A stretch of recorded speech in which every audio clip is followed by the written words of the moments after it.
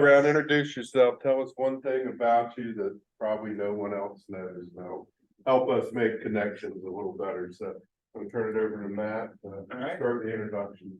My name is Matt Dowen. I'm the Resilience Planning Program Manager at the Virginia Department of Conservation and Recreation. And we are staff to this subcommittee. We are not a committee member, but are acting as staff.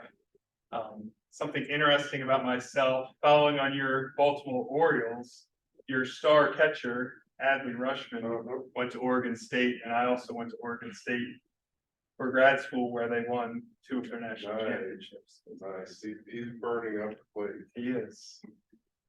Seth Lawler, Dewberry. Participating in the modeling for this project, something interesting. I went to school for history and literature and then had no talent as a writer, so I went back and became an engineer. Stu Geiger, I'm also with Dewberry, assistant project manager on this project, and Brian and Seth know I at one point was a professional rugby referee. Good afternoon, everyone. I'm Brian Batten. I'm the Dewberry project manager for the Coastal Master Plan Services. You don't smell but I'll just say I have 3 daughters, and that's what's on my mind these days. They all just went back to school last 2 days. So I'm Mark Lukerbach with the Virginia Institute of Marine Science, the Associate Dean for Research and Advisor Service. I'm in my 39th year there. Yeah, I have to explain this one. I grew up on a cattle ranch in South Texas, but I'm a marine scientist. Good afternoon, everyone. Ben McFarland, Chief of Slates Officer of the Hampton Roads Planning District Commission. What do you say? Something interesting about you. about you that nobody else knows. Who's here? I live in Germany, but also. I'm Sal, I'm concerned with just studies in Virginia Tech, and my hobby is I'm a state class arts. Mike Fitch, I'm with the Virginia Department of Transportation. The closest thing I have to something that's interesting about me is I've been with VDOT now for 30 years, and this was the second job I ever had. And first job I had was when I worked for a consulting firm when I was in Hawaii. So I left that and plan to go back and never come back. Hey, my name is Addie Alexander, and I'm a Wilder Fellow. I'm a student at VCU working with Center for Public Policy this year, and I'm really excited about this project. Fun fact about me is that I play the banjo. Wheeler Wood, Center for Public Policy at VCU. Fun fact is, I also was a history major and then got a master's in management information systems, because it's not what you can do as a history law school or teach. My name is Sarah Jackson, and I'm also at the Center for Public Policy. And I guess you probably wouldn't guess that I have my motorcycle license, but I have a toddler now, so I stopped riding it because I thought it wasn't a good idea. So. Great. We have And we have a 3 few folks people. online, so I'll kind of go. Jess, can you introduce yourself? Hey y'all, I'm Jess Whitehead. I'm the Executive Director of the Institute for Coastal Adaptation and Resilience at Old Dominion University. I was, fun fact, please don't ask me to demonstrate the next time you see me in person, but I was a member of the 1993 All-American America's Clogging Hall of Fame team and the 1996 South Carolina All-State Palmetto's Finest Clogging teams. We're going to have to ask. I kind of destroyed my hips and my knees running the last 10 years, so I don't know if I can still do it. But yep, I used to clog, and I used to be good at it. Rachel. Hey, I'm Rachel Peabody. I'm the Director of Coastal Policy here at the Virginia Marine Resources Commission. And something interesting, I am on my 2nd season of T-ball coaching and just got the Peaches together, my all-girls T-ball team, to compete this year. Excellent. Rebecca Murphy. Hi, everybody. I'm Rebecca Murphy, Coastal Program Manager for Northern Virginia Regional Commission. A fun fact about myself, I hike a section of the Appalachian Trail every year, so slowly working my way through all 13 states. Thanks, Rose. And finally, Mary Carson. Hi, my name is Mary Carson Stiff. I am the Executive Director of Wetlands Watch. A fun fact about me, I'll keep on the sports train. I was a rower in college for a crew team. Great. Oh. Hi, everyone. I'm Carolyn Spacaro. I'm the program coordinator with BCR, also staff supporting this Grizzly Passing effort. I did fun fact. This fun fact. I sneeze when I eat chocolate. Good afternoon. I'm Andrew Smith, the Chief Deputy Director of GCR. Several pounds ago, I climbed the Stone Drum. Wow. Well, thank you. Quite a diverse group, right? Banjo, stained glass, mountain climbing. It's great.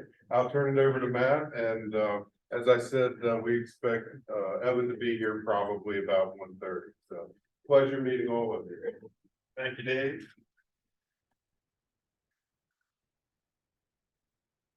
All right, here's the agenda for today's meeting, the call to order, which we have now. Working to the roll call, introductions, some items of new business, subcommittee roles, objectives, subcommittee advisors, pluvial modeling, study review, pluvial, flood hazard data, and then open subcommittee member discussion, action items, public comment. We'll have 20 minutes at the end of this meeting, public comment and adjourn. Before we get into that, I guess just some procedural parts. First, we'll just do a roll call real quick for the subcommittee. If you're here, please state present. Evan Bernowski. Matt, I took it while they were doing the introduction. You got it? Yeah. Is that good for the alternate chair to move on? Fantastic. The next item is the adoption of the agenda. Do I have a motion to adopt the agenda as presented? So moved. Second? Second. All in favor? Aye. Please say aye. Aye. Of the members that are here. Aye. Fantastic. Great. All right. So that carries. We've taken care of that. Just quickly again on introductions, from DCR's side, myself and Carolyn are staff support. We are not TAC members or advisors or members of the public body. We also have VCU here who is also providing staff support. Again, not members of the public body, and we've invited Dewberry here to this meeting to present some of the information. One of the other items is our FOIA officer for the subcommittee is the same as our FOIA officer for the TAC, which is Michael Fletcher within DCR. If you have any requests for information from the public regarding this public body, please send all of those requests to Michael Fletcher and CC myself and Carolyn so that we're aware of it as well. All right, any questions on that? Very good. Then we will start moving on to the first item on the agenda, which is the subcommittee role and objectives. Now, before we get into the specifics for the subcommittee, wanted to provide an overview of where we're at with Coastal Resilience Master Plan Phase 2, get into the schedule, and then talk about the specific objective items for the subcommittee. So Phase 2 is due no later than December of 2024. Will consist of 2 major deliverables, an updated Coastal Resilience Web Explorer that will have updated flood hazard, impacts, projects, initiatives, and funding, and potentially some other items, budget, scope, schedule limited. And then also a PDF document plan. One key component of the PDF document plan will be an updated impact assessment. The items of those 2 deliverables listed below. So beyond the updated impact assessment, which really are coming from our flood hazard model, and the risk assessment, have an inventory of planned resilience actions, looking at what are the financial needs that we need to have, what type of information for flood resilience that needs to be included in this plan. And then if there are any subcommittee recommendations. We'll also be conducting outreach and engagement throughout this process. I want to make it clear here, what is not in phase 2 is a project prioritization. We are not prioritizing projects in phase 2, but per the code requirements, updating our coastal hazard exposure and impact assessment, the inventory of projects are the 3 main items that are called for in code for this updated plan. This is an overview of the schedule for phase 2 development. You also should have a handout which has a summary of your objectives and your schedule. It's a 1-page front and back that has this information on it. So the top row, we have our quarterly subcommittee meetings and TAC meetings, estimated schedule shown up top. The development of the flood hazard exposure model. We are currently working with Dewberry on the pluvial flood hazard model, and that'll be a topic of discussion that we'll cover later today. Underneath each main item, you'll see the name of a subcommittee. Those are the primary subcommittees that are informing and advising the work that is being done on this effort.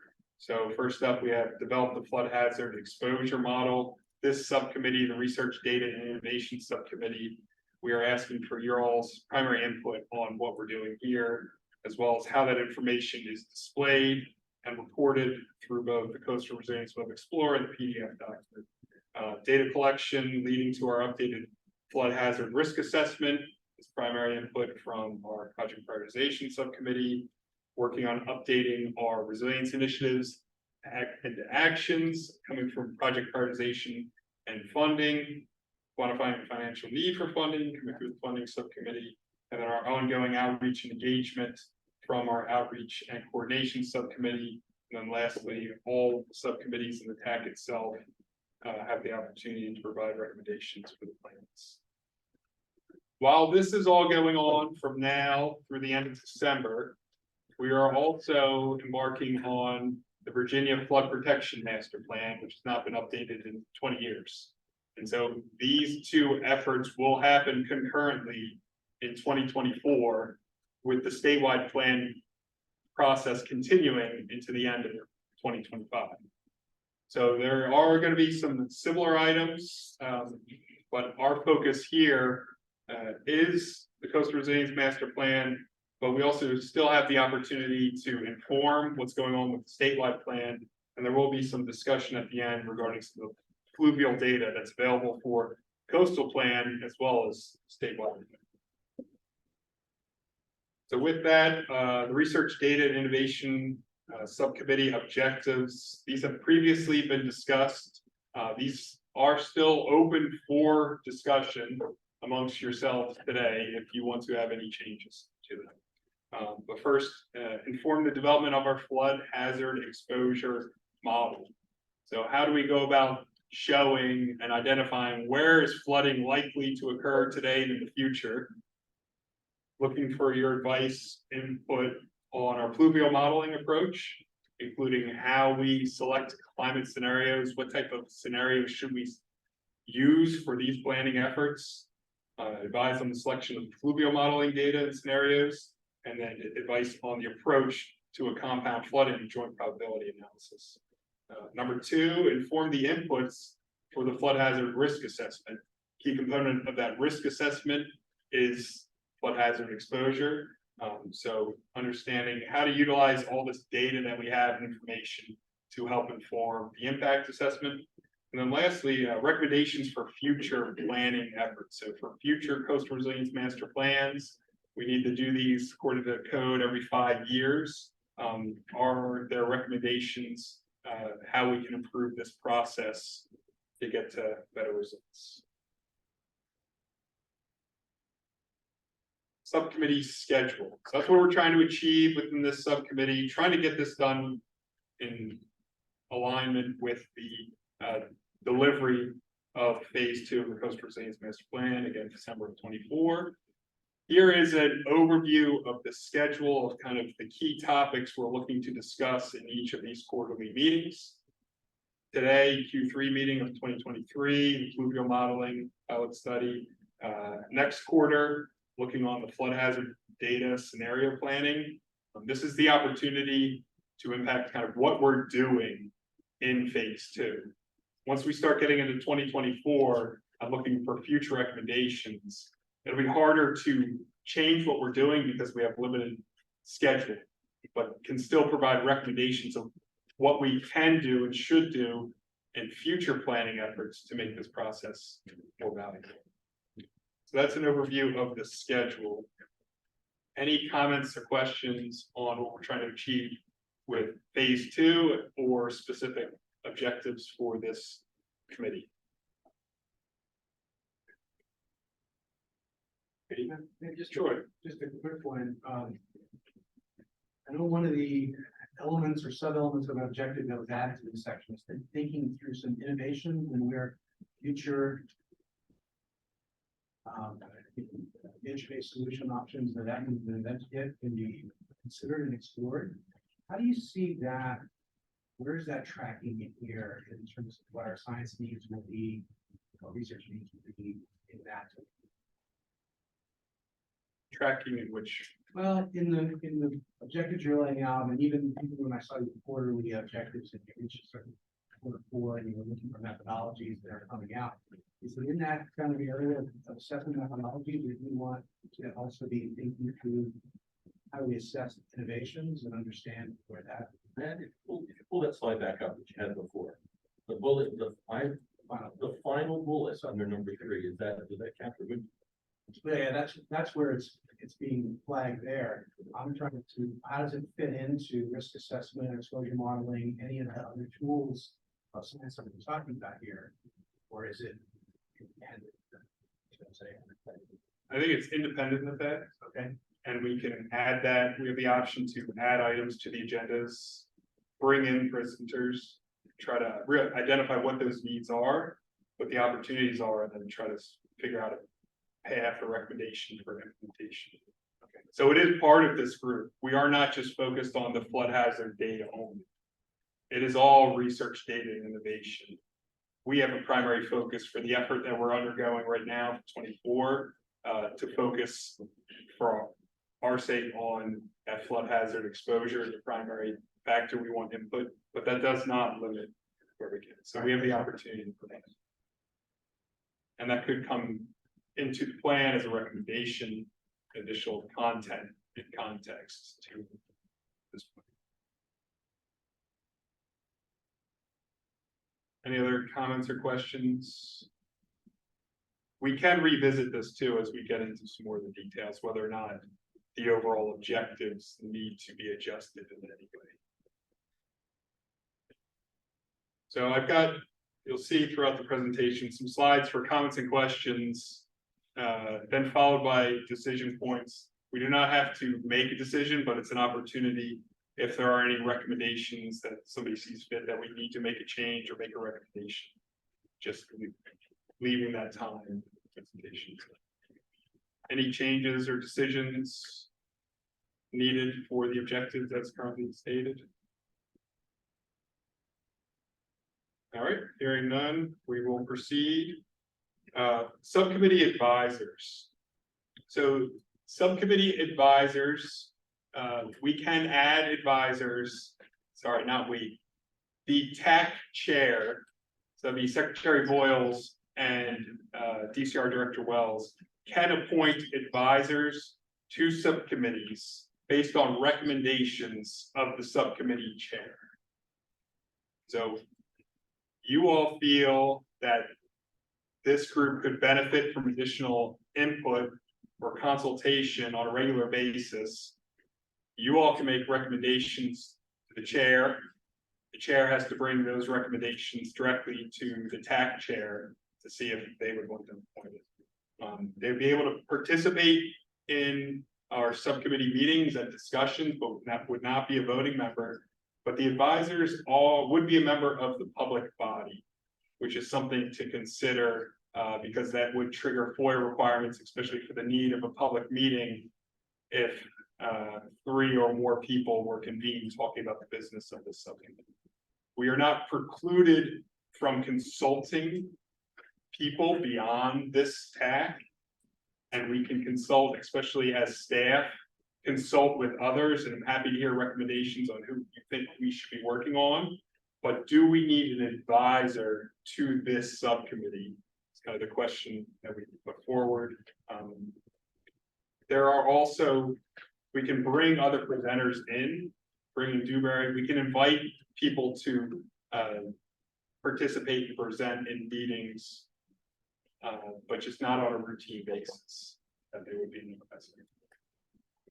Mark? Yeah, I think I know where this is fall, but just want to be clear whether this person will be an advisor or just somebody who's consulting. If I were, for instance, knowing that Dewberry was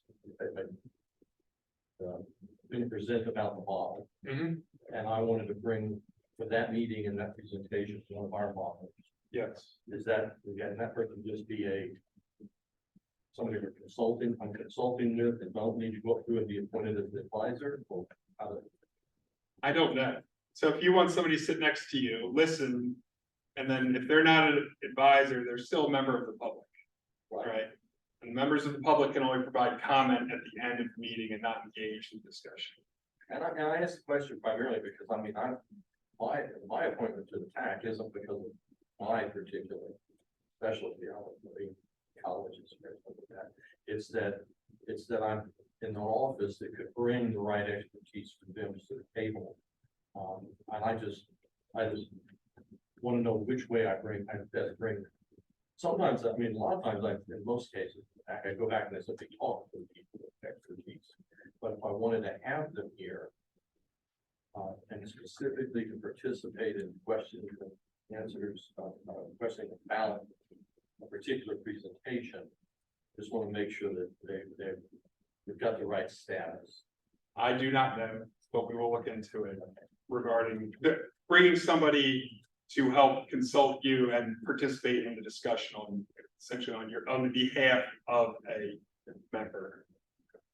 Okay. I don't know. Let me know when you know. I will do it the right way. Mary Carson has a comment when you're done. Sure. We'll look into that, get back to you, Mark. Yeah, Mary Carson? Oh, I'm sorry. I put it in the chat, not knowing if that was sufficient. They can't see it. Oh, sure. I didn't know if you wanted to read it out. That I'm happy to I'm do. happy to. I just think inviting experts to participate in meetings would be extremely helpful. And Mark basically said exactly what we would have asked for clarification on. I think that when a specific topic is going to be discussed, just having enough lead time, maybe we could create like a cohort of people that are invited to advise on a specific issue rather than having them needing to be a part of the advisory designation for the entire subcommittee time. So maybe it could be invite your expert to the subcommittee meeting when a specific topic is being discussed. I think I understand the need or the desire for this too, especially given our condensed schedule. And we don't have time to come back the next quarter and bring somebody in and then have that. We're trying to move very quickly. I will also offer though that this subcommittee and all subcommittees can bring recommendations to the TAC, the next TAC. And there will be an opportunity for additional discussion at that TAC meeting. So I said, Mark, for your example, if your modeler is not here today, but they want to look at this information and then provide the statement that you can put forward to the full TAC if there's a decision to be made, that can still happen. So what is discussed here is to go to inform the overall TAC. The full TAC body is really making decisions on how to provide recommendations. So there is still some opportunity between subcommittee and full TAC to get some additional consultation. But I understand the desire to have that person be here in real time to help facilitate. to just pile them on a little bit. I think it's a resource for you too, Matt, right? If there's certain expertise that you'd love to hear from on a particular topic, we may not have it here, but we may be able to access it through our own networks and bring that to the table. Right. Help you. Similar to what we have for, do they have to be a presenter to participate, or what do we need to do to get other members to participate in the public body? I'm not an expert public body, so, but we will look into that and report out at the TAC meeting what needs to happen in September. Ben? Question, do we, there a third party review for the work that Dewberry is doing with the modeling? We do have another group looking at this information as well. And so we've asked anybody that wanted to review the technical memos or the models, let us know, we'll send them to you. And We don't have like another, DCR has hired another firm to kind of just take it. outside. DCR has, yes and no. Dewberry has their subcontractor GKY doing a third-party review of the modeling results. The results of those reports have been uploaded to our AWS open data portal. I have been shared with this subcommittee and that review group. We just have to be careful. There's members of that review group that are part of this public body. And so again, trying to dance the foil line and making sure we're on the right side of the line with how discussions are held and making sure what needs to be held in public forum is done. Okay.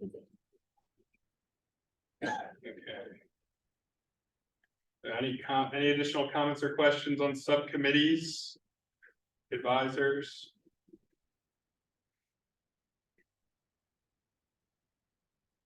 Any recommendations that you would want to send to the chair? You can also send those to the chair separately as well. And the chair can bring those to the TAC chair separately through email. Okay. All right, moving on to the next agenda item is the pluvial pilot study review.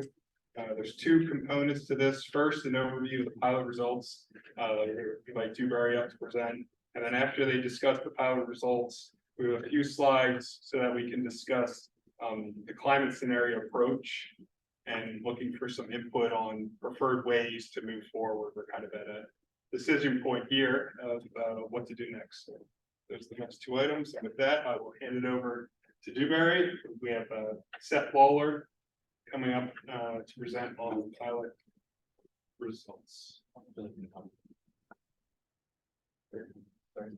slides. This slide. Okay, good afternoon. Got 30 minutes. It's okay if people ask questions? Yes. Throughout? Yeah. I encourage you to do that. I didn't quite know I never know what the right level of technical versus non-technical for this stuff is, so I can tune it up or down for any slide at any point. Just let me know. And I'll start talking. So a little bit of an overview and then the development process, because I think in this case, one of the deliverables is models. And so how we develop those models is more germane in certain ways than in typical studies where data is the output.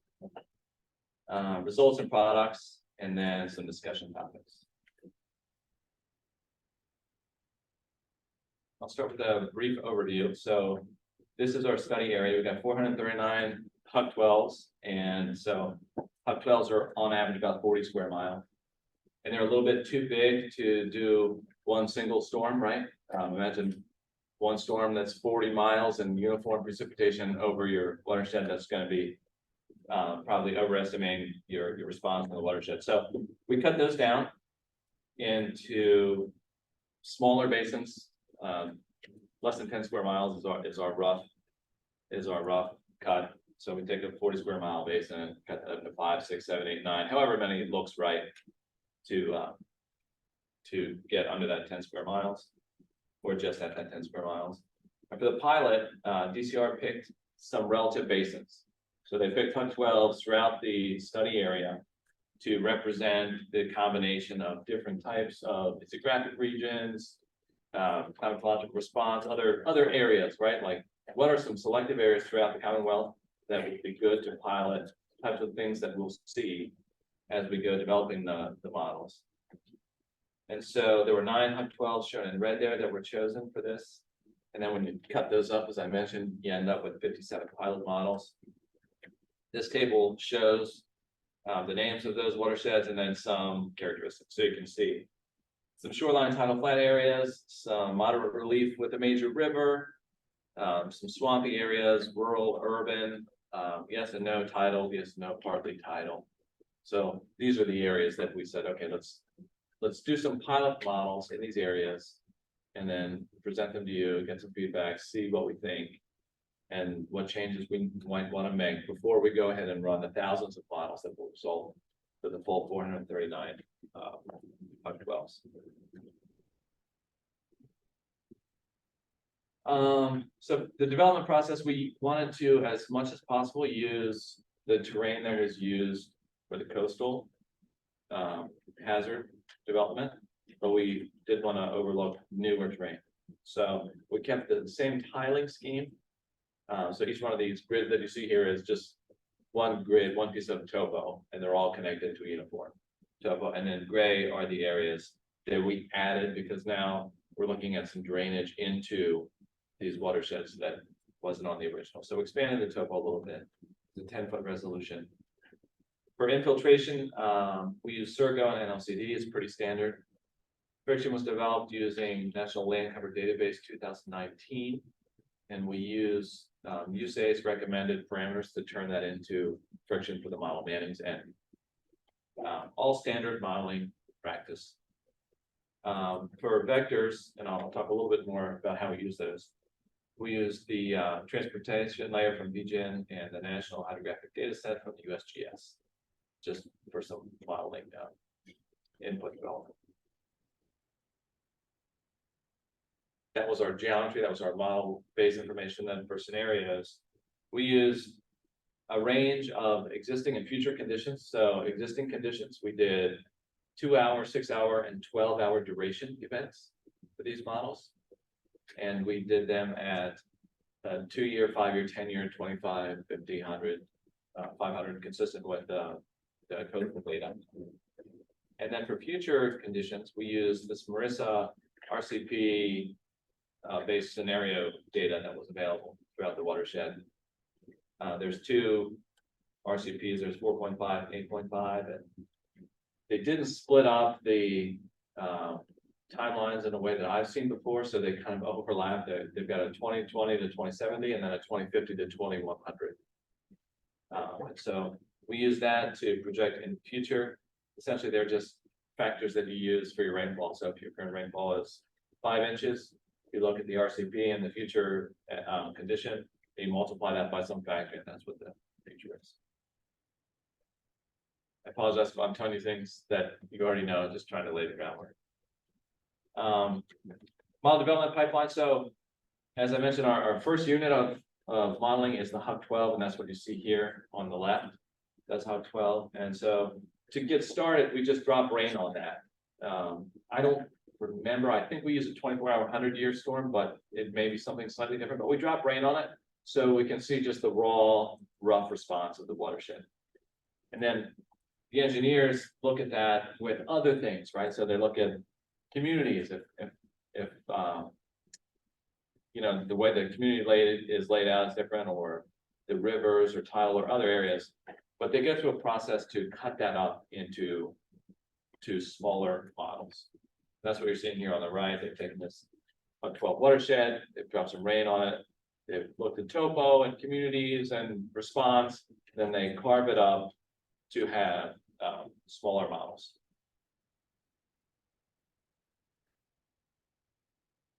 So we put together a small like viewer. You can see there's a model viewer because there's thousands of models that we'll be developing.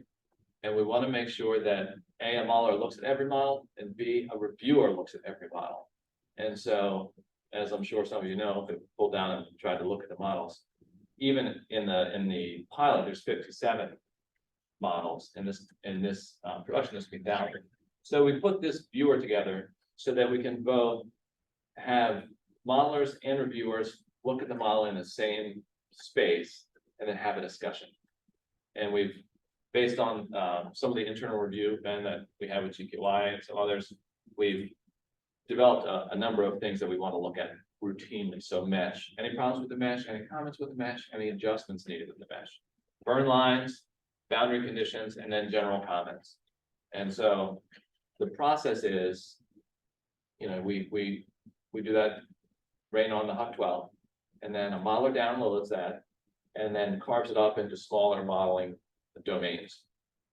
They push it up, and then an engineer reviews that, says, oh, I don't like this, or this might not work, or we want some changes.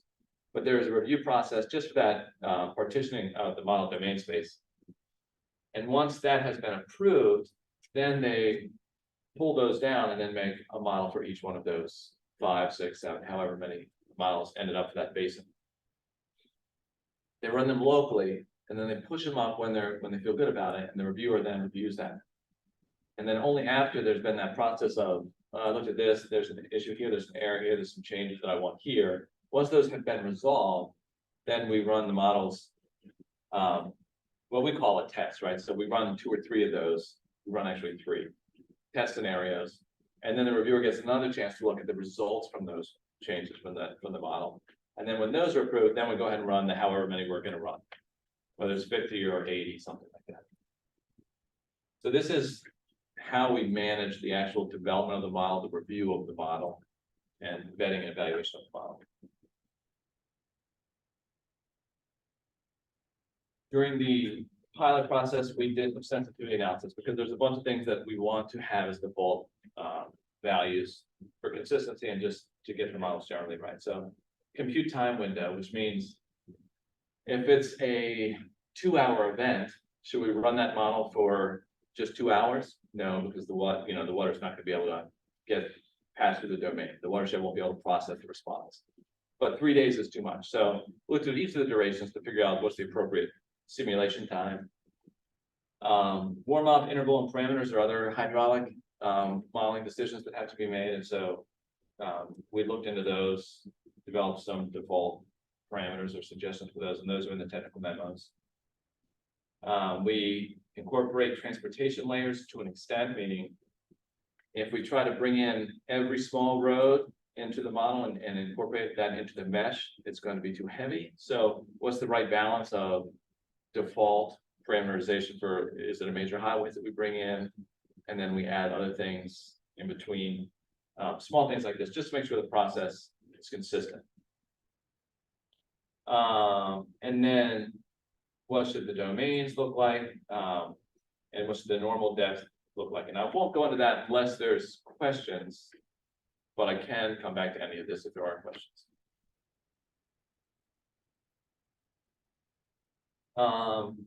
So the results of the pilot, the main result is the model itself.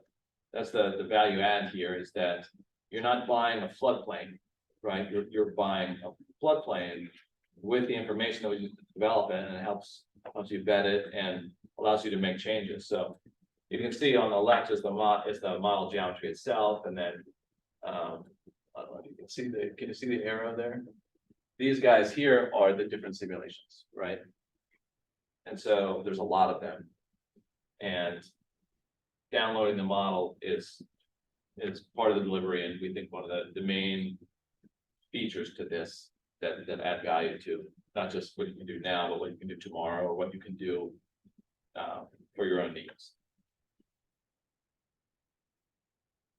Depth grids obviously are another one. So we developed depth grids for each of the simulations.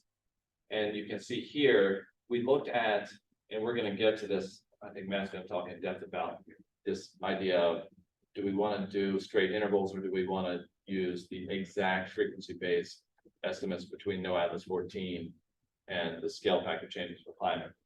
But what we overlaid here was an example of the sensitivity of a single event in perspective of the future scenario. So this is a 4%, that's a 25-year, if you will, 6-hour event. And current conditions are in blue. And the 8.5 scenario is shown in red for 2020 to 2050. And underneath that in yellow from 2050 to 2100. not a whole lot of difference, as you can see in the result here. Now, obviously, we did not look extensively, zoom into every place, but we looked through 4 or 5 models to find a good representative example. And we think this is about it for these. Now, this is, for this one in particular, the scale factor is 1.10 or 1.11. And the range of the scale factors are between like 107 and 1.19, I think, are the relative differences. And so even, so this is kind of in the middle, 1.1, and you don't see a lot of sensitivity. And that's one of our key results, is that you kind of need a bigger increment to see changes in the floodplain response, and for most of the model settings. This is a question that will have to be determined, which is, what do you map? So when we run the models, we get, we're dropping rain on all the cells. So there's gonna be water everywhere to some degree, whether it's 1/100th of an inch or 10 feet. And so what you see in red is saying we're going to map every cell that got wet. And in blue, we're going to eliminate cells that only had, that had less than 1/2 foot of water, so 6 inches or less. So essentially in blue, if it wasn't 6 inches deep of water, it's not being mapped. In red, if it was 1/10 of an inch, it was being mapped. And you can see there's quite a difference there. And so one of the things that we'll look for your support on is answering this question. To what degree do we map relative to modeling?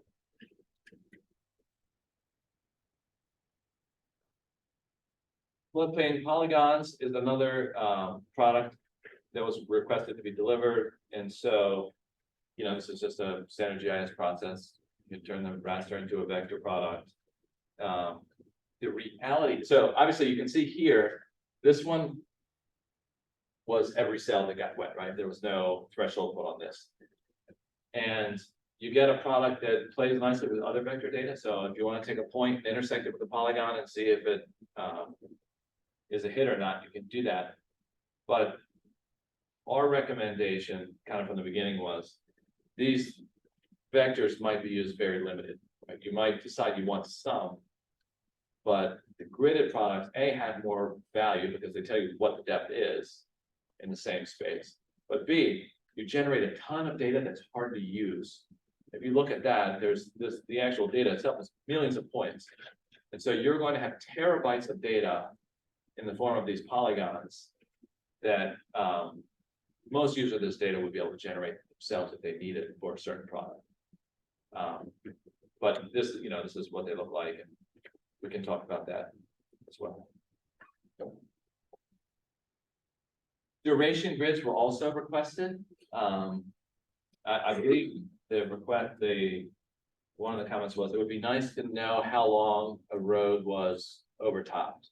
We also see durations in terms of wetlands, right? Like how long does the water stay in there? Does it take to propagate out? Or in ag uses, like how long does it take for the water to recede? So you can do loss and other calculations. And so we do that using the same thing. The HECRAS software has a duration output. But this is the first time that we had done this, or at least that I had done this. And you can see the data is really difficult to use. It doesn't inspire a lot of confidence.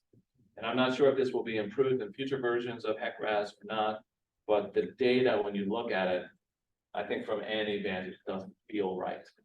There may be a way to extract duration data from this in a useful way, but I think same with the polygons. Wholesale exporting this for all of your events is going to result in a whole lot of data development, but probably not a lot of useful data.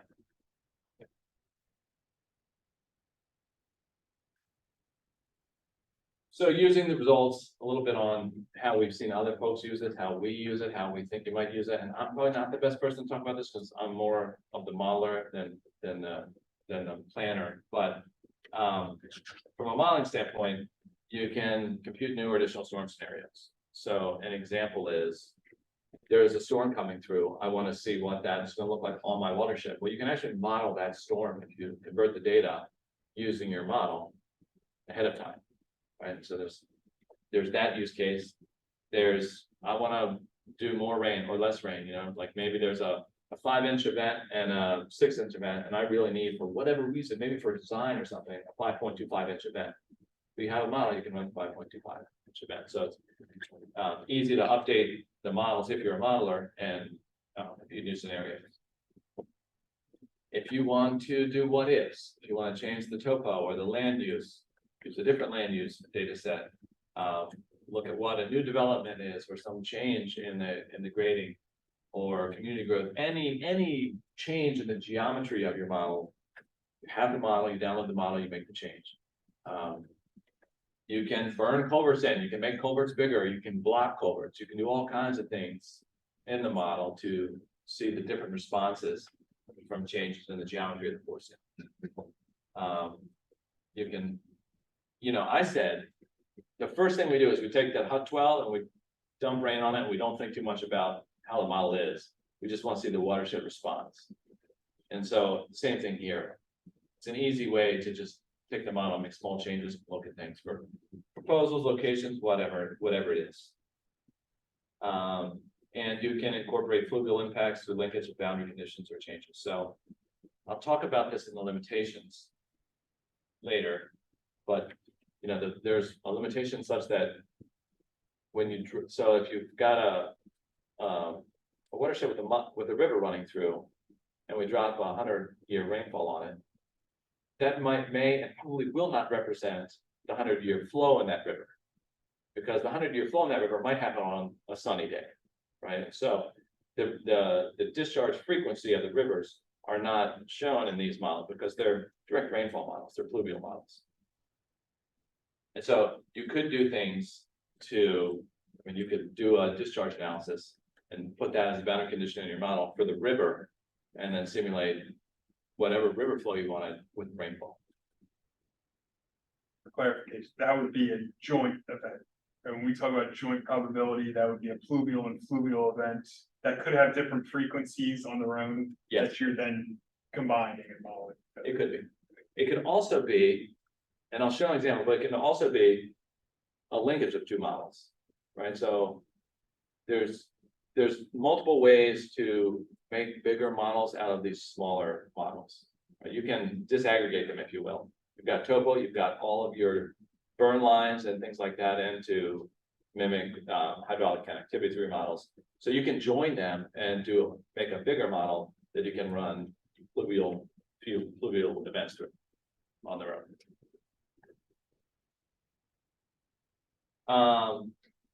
Anticipated use cases. I think these are pretty standard: hazard planning and screening. A lot of stuff that we did with the coastal data can be done now with fluvial data. Evaluation of site development or site changes, and then rapid development of custom headgrass models for design, analysis, and alternatives. This is kind of a repeat of what I'd shown before, but here's an example of the on the top, no culvert burned in the terrain. So this is what doing nothing to the model shows you a lot of flooding up in this area at this intersection. We burn a small culvert through that, and then you can see how it changes the floodplain. You know, how there's much less flooding here than there is here behind the road. And this can be changed to a variety of different widths and depths to simulate flow through that a culvert or bridge might do. And so there's a bunch of changes that you can make there. One of the challenges we have is appropriately sizing even this approximation, right? How wide should this be? Can we use, what information do we have to say, when you come to this type of road or this type of crossing, how should we approximate that open? You know, if you own the model, you can do design changes and improve those or change them.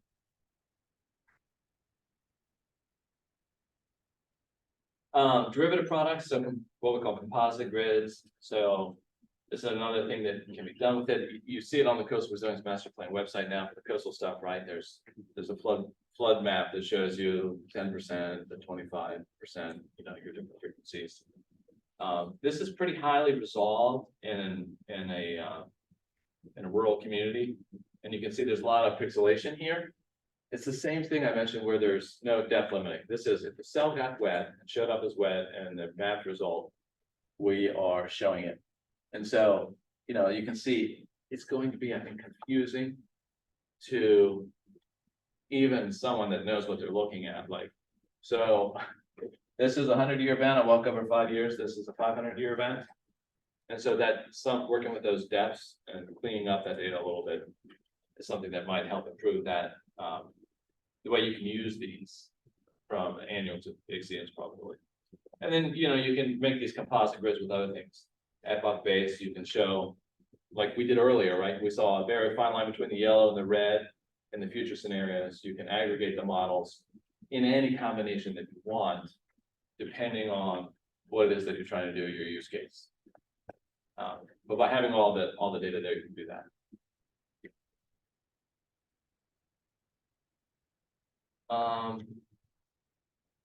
So this is an example use case that we did in Frederick County, Maryland. One of the obvious kind of criticisms of using what we can call an approximate approach here, which is by design so that you can have a fair to good understanding of where the flooding is going to happen in your areas without investing a ton of time and resources, is using head grass, right? And so we compared on the right, that's the head grass flooding.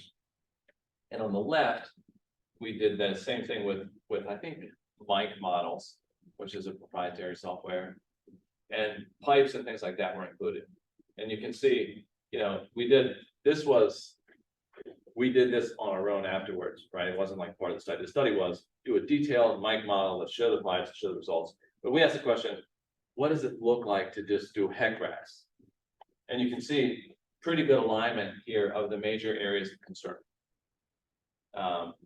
And so we did this for the Clover Hill neighborhood, and they're using it for future conditions planning. So they've got comprehensive planning data from what they call the Livable Frederick Master Plan. And they use this data, and they use both the RAS and the Mike data for proposed community facilities, highway additions, community growth areas. They use it to overlay with other hazard areas to think about future impacts. I mean, all the traditional ways we use this data, but they're using the fluvial data the same way. And then this is the other one where it's really tied to the slide I just did, right? It's like, well, you don't have stormwater conveyance, so you don't get it right. I think we can agree that it's better if you use stormwater data. We don't have it. And even when we do, it's very difficult to incorporate into these models. And so it's you know, I put this picture here because it's like, if I said, what's the conditions of your pipes in your house, you have no idea. And you might get a clog somewhere, but you don't know where it is. It's the same thing with most communities. The city of Alexandria dug up a wooden pipe a few months ago that they didn't have on the system. They don't know where it is. And so the idea of having pipes in there certainly makes sense, but the reality is, A, the data's not there. B, it's super intensive to try to get the modeling done, and then it's hard to validate it. And C, it increases the cost tremendously. Sorry to interrupt you, just to clarify, are you talking about the mapping of the outfalls for the stormwater, for the MS4 localities? Is that? I'm talking about, we're just dropping water on the surface and modeling as it propagates across the surface. We're not including that some water is going to go in gutters and then go into pipes and the outfalls that you're talking about. But like, Okay, yeah, I see what you're saying. Yeah, that level of data, I think, would be well beyond the scope of potentially where you're trying to go. correct. If it had just been the outfalls, and I know where I'm for the tangent a bit. I'm with DEQ, I'm sorry, I didn't introduce myself. Yeah. But we might even be able to help get some of them, but it would only be for certain localities within the area. Nonetheless, something for the future. No, for sure, 100%. And that's exactly why, that's the value of giving the model, so that someone in your group could pull the model down and actually make that upgrade and use it in a more advanced way. Okay. Thank you. And the other limitation I'm gonna point out here is the fluvial one, and I mentioned that, right? So what we've talked about is putting some kind of a line along the fluvial reaches and saying the depths and water surface elevations in the fluvial reaches should not be used from this modeling except for general purposes, because as I mentioned, it's not a fluvial analysis, and fluvial part of fluvial response is water going into creeks and rivers and channels, but it's not indicative of what the 5-year event is going to look like in that creek or channel. But it can totally be done. And so this is something that I did years ago for Harris County Flood Control District after Hurricane Harvey. So Hurricane Harvey happened, ton of damage. Harris County is worried that Texas, the state, is going to take all the money when most of the damage happened in Harris County. And so they wanted some independent modeling to show that they, to develop their case that most of the damage happened here, and so we should get a lot of disaster funding. And so what we did is we linked, I don't know how many models, let's say there's 20 models here, 21, 22. Let's say there's 20 models. These are HEC-RAS models. We link them so that you run the first one, and then you take the output and you put it in the next one. And you put it in the next one. And the same thing can be done with these models. If you wanted, you can link them, as I mentioned earlier, you can aggregate them, have a continuous simulation. And then the fluvial results can be surprisingly good for real storm events. The challenge is doing discharge frequency-based events, where what's the 1%? Because then you get into joint probability and, is it a 5-year flow on this trip and then a 100-year flow on this main stem? All that stuff can be done. But I bring this up to say that we put a disclaimer on the fluvial saying, don't use the fluvial for planning purposes, right? If you want to use these models for fluvial, then you should run them in a fluvial mode. But these models can perform very well for event-based modeling.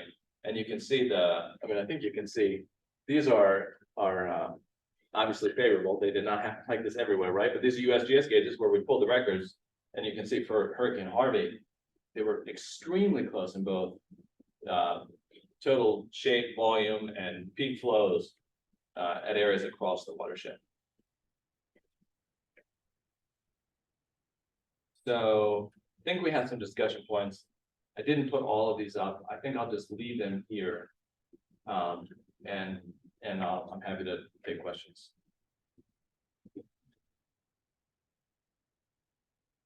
Mark? Try to answer a question about, I'm not a modeler at all, but in discussions, I had a discussion with Eric Office at home.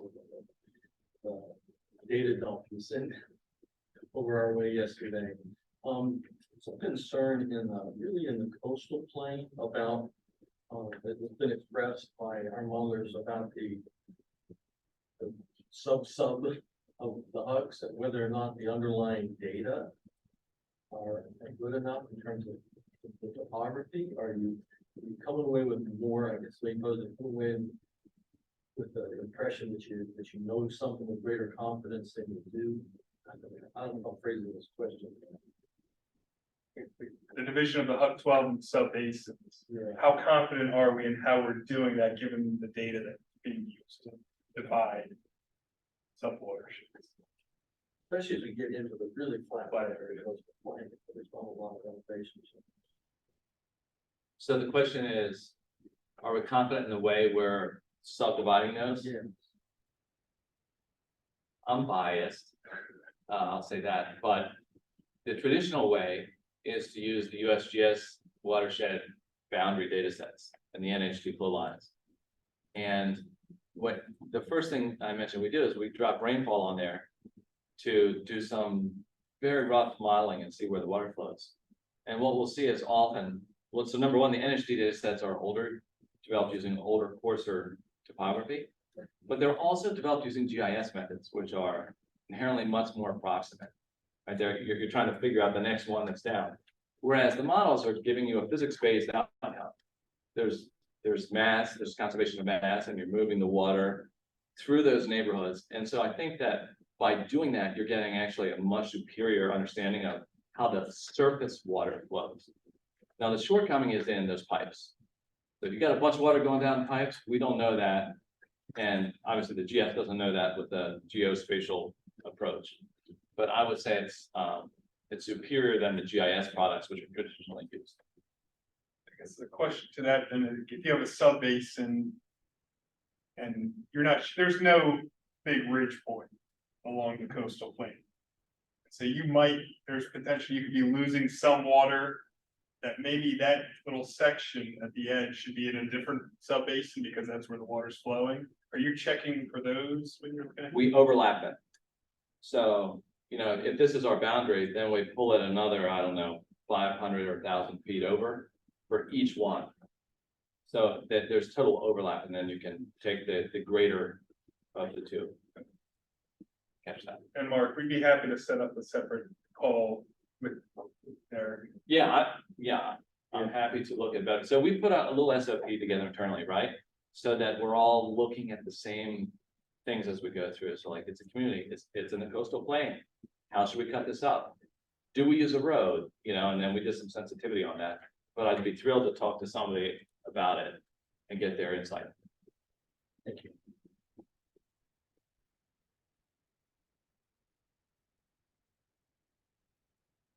Other questions? Anybody online? Questions?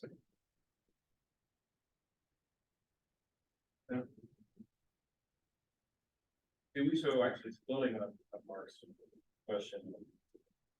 I think one of the things that would be sort of come out of this group's work and then some of the others as well as guidance on where we go next. And so if there are improvements to the data, you know, some guidance on kind of what would be useful, what would be worth. I think that, you know, this idea of how much better do we need to be? You know, I think one of the, you know, when it comes to the stormwater, obviously coming from the Hampton Roads, that's a big thing for us. We have separate storm sewer systems in very urbanized communities. Right. Some sort of guidance on kind of where it would be worth it for the state to help invest in those kind of modeling needs and capacity building. Whereas some other areas of the state, you may not want or need to do that much work. For sure. If you don't want to go and do the whole hog for everywhere, because it's just not, need a lot of money, right? For very relatively, the marginal benefit would not be there for some communities. So some kind of guidance on how we divide up the state in that way to say, these areas, you really need to know where the pipes are and what condition they're in. In these areas, not so much. And in these areas, maybe if, you know, we get a huge windfall of money, we might invest in it.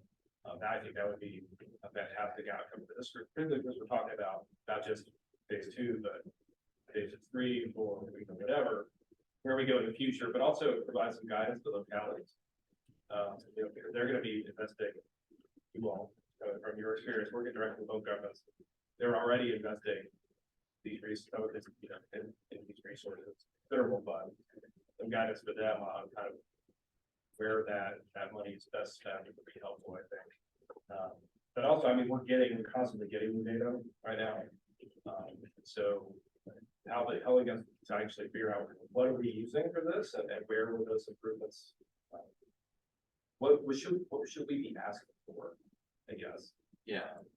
And I know, you know, for I think there was some discussion in the scope of work that you all put together for the phase 2 work and talked about modifications to the topography from the phase 1 plan based on the newer LiDAR data that's come out.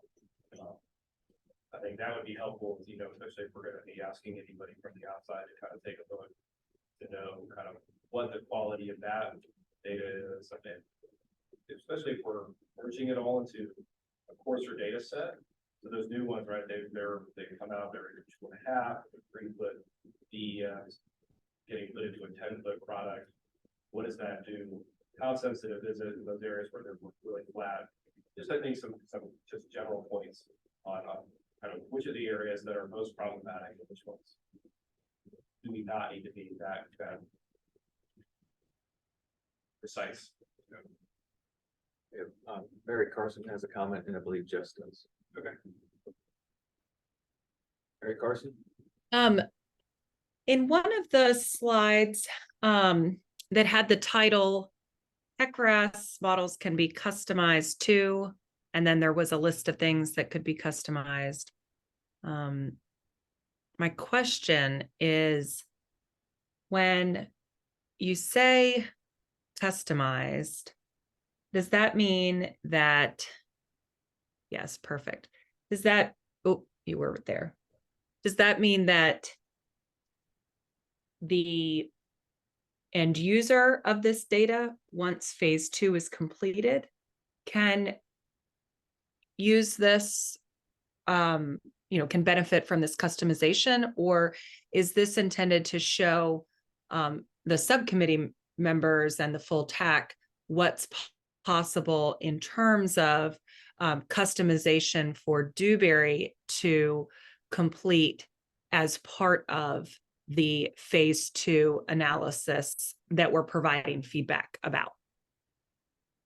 Yeah, this would be the end user will have the model and could customize that model for their use. Okay. Got it. All of these models will be available for download for the entire public. So anybody could download a model and make a modification to it for their own use case purpose. Mm-hmm. Oh, yes, understood. I wasn't sure if this would be a service that would be available for request by local government staff, for instance, that may not have the capacity to do that customization. Matt and Mary, I think it's important to note here that GKY under this task has a charge to develop a user guide for end users on what types of applications are possible using these models. So it's not how to use HEC-RAS, but here's what you can do with this RAS model for resilience planning, for scenario planning, what you can do to add pipes, etc. Yeah, so I didn't respond to Ben, but part of what Ben's suggesting is the models could have some data in there that could help in concert with the user's guide, direct the users of those. Yes.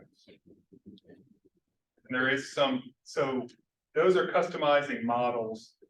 What we can still do is work on how to customize the outputs and what outputs do we want to make it most useful for our planning purposes on this stuff. We have a lot of data that can be available. Do we need all of it? And of the data we choose, how do we want to present it so that it's usable for our target audience? And those decisions we still have more time on. Right now, we're trying to make sure, are we running the model correctly from this pilot so we can do full-scale production and run it across all 8 coastal PDCs. And after the models run is when we have some more time to think on what are the desired outputs that we should be sharing. And the model will be an output, but how we're displaying some of those model results. Right. Like the depth threshold is one. We need to establish what the depth threshold is. Some of that got brought up in the project prioritization subcommittee. I forget if somebody was using half a foot as well, but some consistency across state agencies would probably be good. It's whether how we're determining depths, but that is dependent on emergency management, planning, regulation, design. So being clear also, what is the intended use of this threshold? Yes. Please have an internet connection, so if you can't hear me, or I can read your question or comment. Yeah, well, it was more of a comment from Ben's input there about trying to think of this from the point of view of the decision and how much that uncertainty actually matters to the decision that's being made. I think Ben touched a little bit on that. But a question that I did want to ask, and apologies if I sound weird, I'm in the middle of a hall in a hotel to try to find decent internet connection. So what is the plan then to make sure that we are soliciting a representative set of end users to tailor this development? The members of the TAC are one thing, but I am not somebody who is trying to rewrite a regional hazard mitigation plan, or I am not somebody who is trying to come up with a brick application, or who's trying to make a land use decision, or say, I want to cite this resilience hub here. That's generally folks who are at the locality level. So how are we going to make sure that end user engagement, user testing piece of this is taken care of, so we've got a really useful product?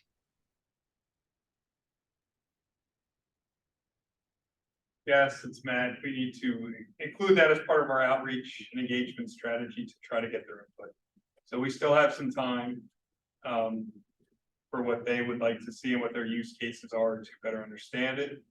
And if what we don't produce meets their desired use case, there's still opportunities in that user guide document to show them how to get there. But I understand the concern and know that we do need to understand what they're looking for, what decision points they're making, and how this information can help serve that decision.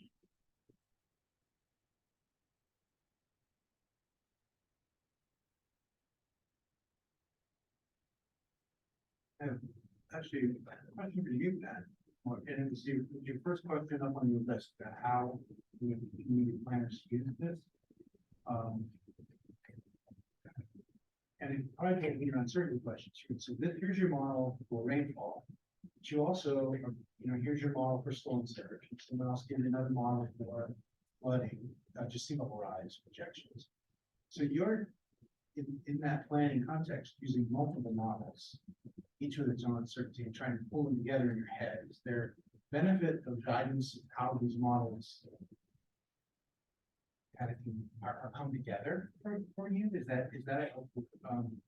And the second question gets to some of the, I think some of the you guys are trying to model like around duration. I know that he's always saying, right? It's not when not a foot of water at 2 a.m. that can be less impactful than 3 inches of water at 8 a.m. Kind of, he's thinking through those scenarios.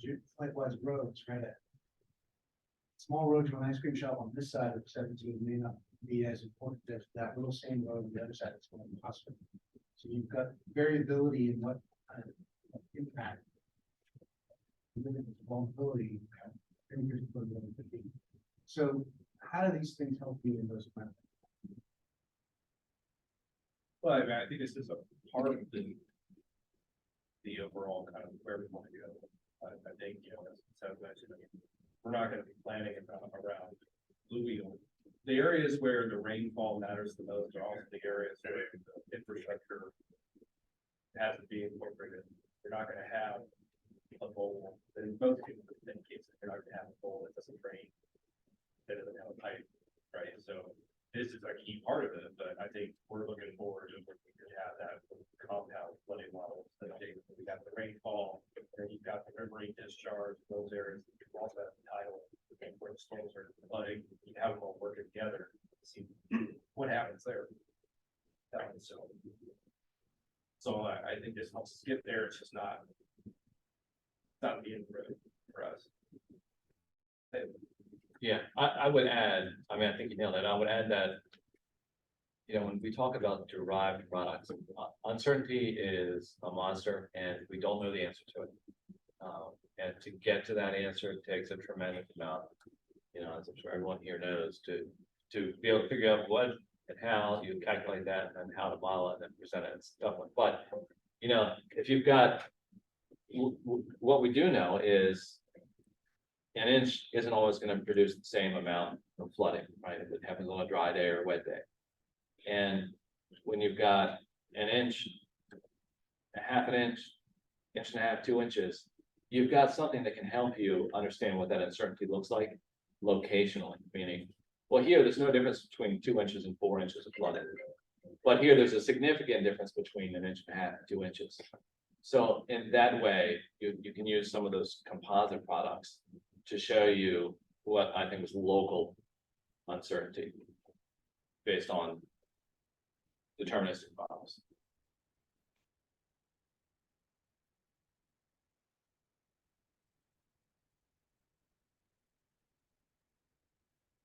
I think to your point, Ben, this model as it is, isn't gonna provide all the information we need everywhere, but it might help us, let us know where we need to prioritize, what areas need additional study, right?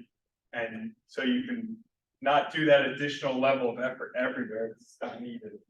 Where is this good enough to move forward with, right? And then try to export that, what would that look like statewide eventually? Use that same type of characteristics. I think that's some more information we talked about, like where fluvial flooding is occurring. The state isn't meant for that, but more guidance on where this is good and can be used where it's not. Additional information.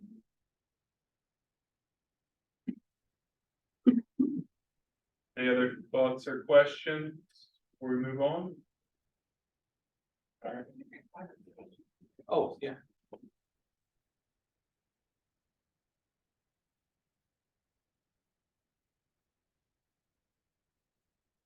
What were the return periods for what were the two, I got a slide. They're the same as the coastal, but it's 2, 10, 25, 50, 100, 500, I think. He's got a slide.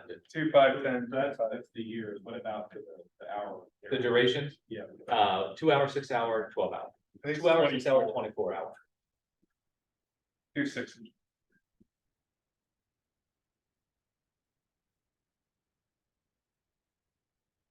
Good. Thank you for that. Thank you, Seth.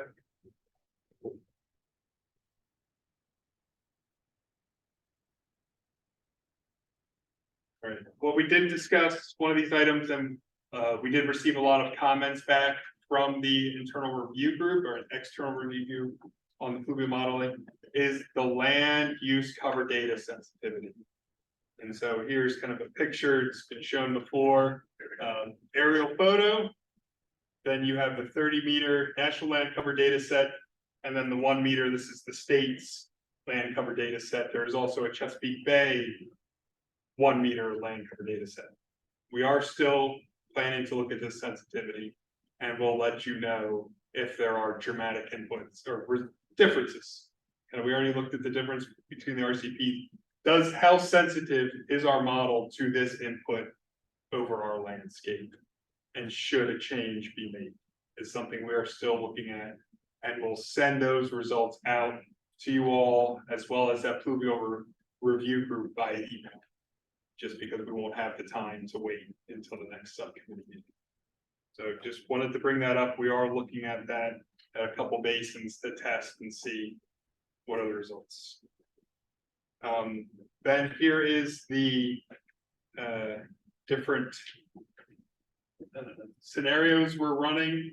So this gets to the question, should we use the climate-based scenarios? That's our current approach right now.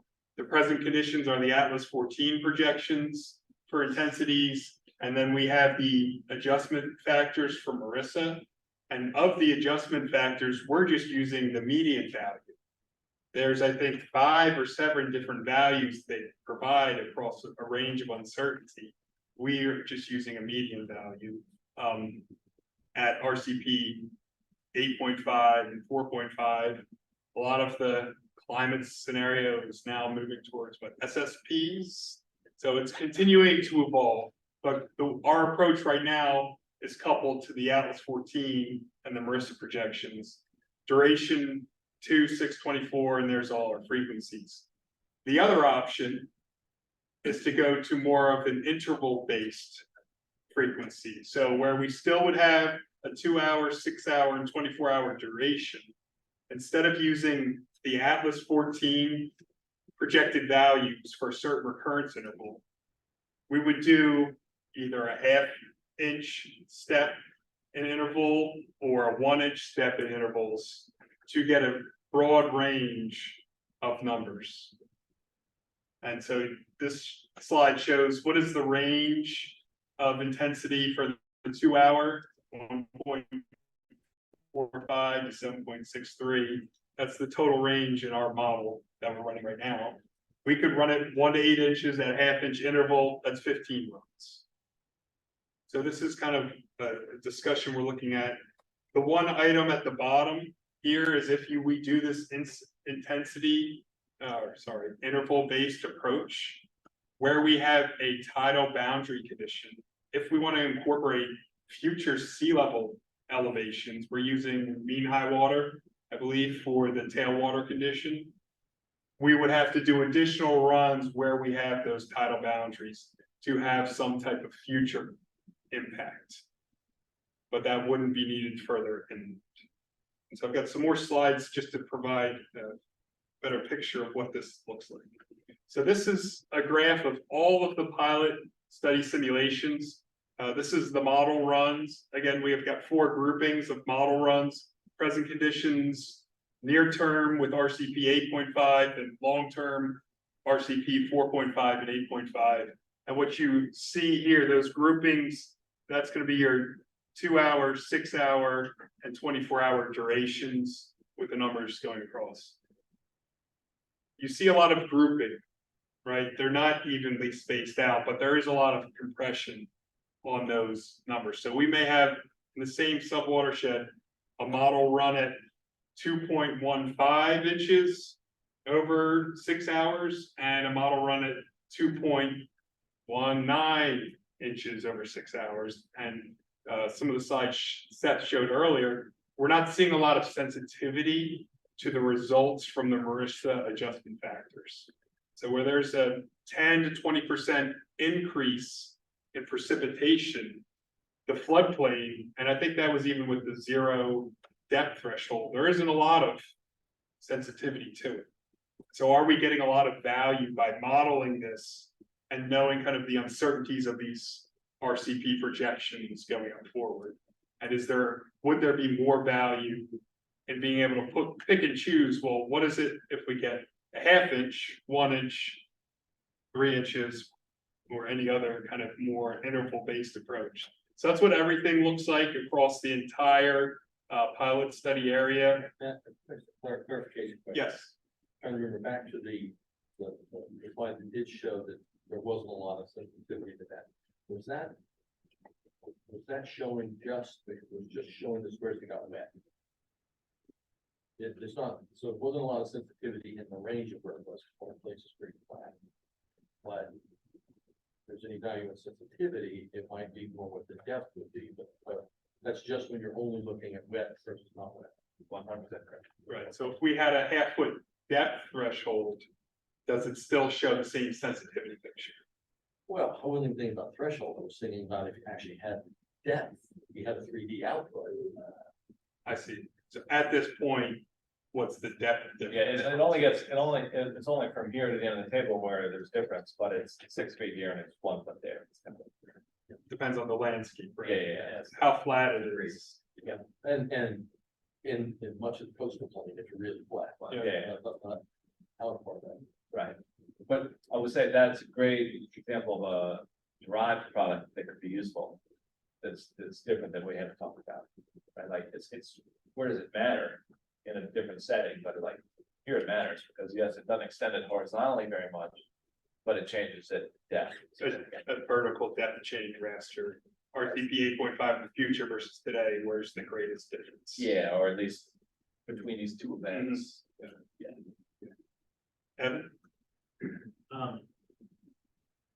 With the interval approach, if you have a range, but you're basically determining different rainfall events, depths or rainfall amounts within that range, sort of on a, let's just take a 1/4 inch basis, wouldn't you be giving equal weight to rainfall amounts that are less likely to occur in a storm event of that size or that magnitude?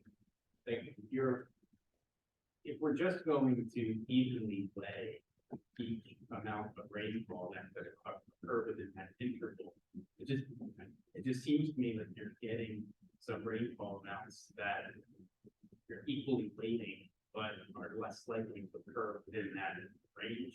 Is that, hopefully I'm making I think sense. we would still, especially for planning purposes and knowing what the recurrence interval is, we would have to crosswalk it back. And say, if we chose, what is the 3-inch storm here? Yeah. What is the recurrence interval of that? Is that the 10-year or the 25-year? And try to that's another step that we'd have to try to link it back. So we're, I appreciate, thank you. I think, could I just see the previous slide? Would that be possible? Sorry, the one before that, I'm sorry. Because I'm getting a little held up when where you have the range. So for example, under the 2-hour duration, the 1.45 to 7, what is that, 7.63? yes. I guess I'm having trouble understanding how often is the 1.45 going to happen versus how often is the 7.53? And what would be the reasoning for weighting that essentially equally or for any amount of rainfall within that range? That's my question. I'll try to answer it. Or you want to go? I can go. Yeah, let's see. So what he's doing there is saying, we're modeling from the 2-year frequency to the 500-year frequency. So the 1.45 is the volume at that 2-year frequency. And the 7.63 is the volume at the 500-year frequency. Okay, so you're not equally weighting that. Yeah, we're not actually applying weights other than to assign frequency. Got it. Okay, thank you for clarifying that. I didn't understand that. Thanks. Yes, I don't know if you want to speak, or she just made a comment that when you were first talking, this is a key point. Each approach tells a decision maker different information. Yeah, so let me get to a few slides that has the pros and cons. So all of our simulations, just trying to show within all of the 6-hour model simulations, seeing the range. So those bottom numbers, these are coming from the 2-year recurrence intervals, the top numbers from the 500-year. And it is not a, say, linear at all, more exponential acceleration. So right now, we're gonna have a lot of data in this lower range, but how sensitive is the landscape to these slight 1/10 of inch changes? And is it, just given the reliability of the data itself, can we really say with certainty that we know we're down to 1/10 of an inch, 100th of an inch difference? And so this is just an individual sub-basin model, especially here where you're looking at like future RCP 4.5, it's pretty close to our more near-term RCP 8.5. And again, those numbers are lining up very clear. Another point though is these are just the median values. There is uncertainty in those adjustment factors. So it's a much wider range than just these very specific points that we're picking. We really don't know. And so how do we capture that uncertainty, but still have usable products that we can plan with? And I'm also throwing this in here too, is because of the NOAA Atlas 14 and 15 updates. We are directly coupled to Atlas 14's current volume. That's getting updated and should be available in 2025. And then soon thereafter is replaced with Atlas 15 in 2026. And so that kind of brings up what is the shelf life then of the data? The models will still be good unless we get some better inputs, but we can still handle it. I mean, the models are adaptable, which is good to have, but what is better for our use now?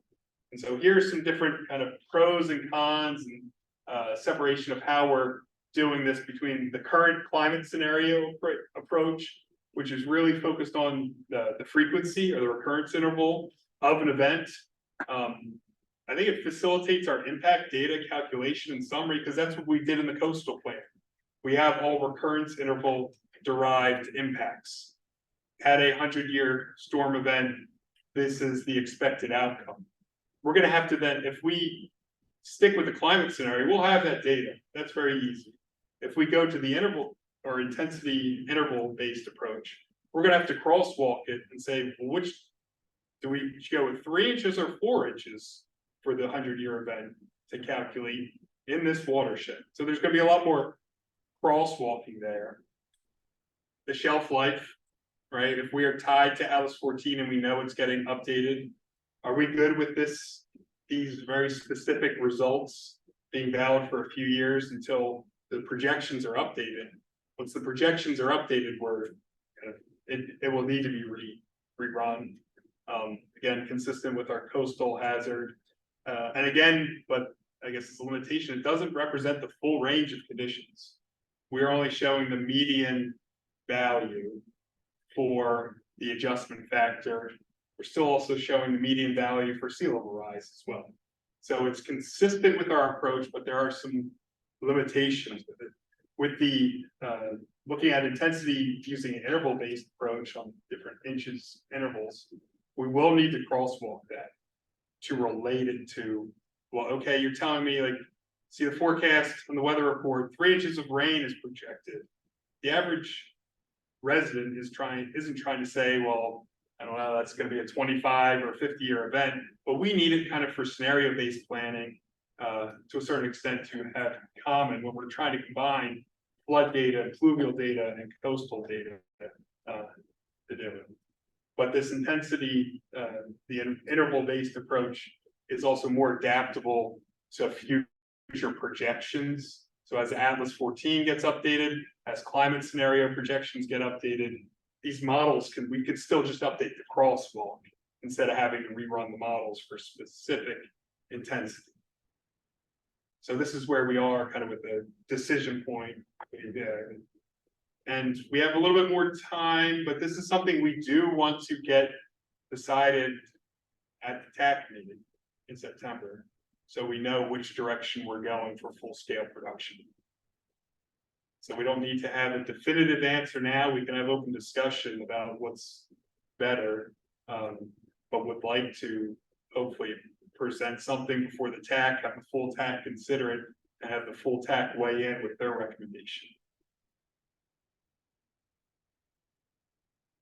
Any thoughts, questions on the two different approaches?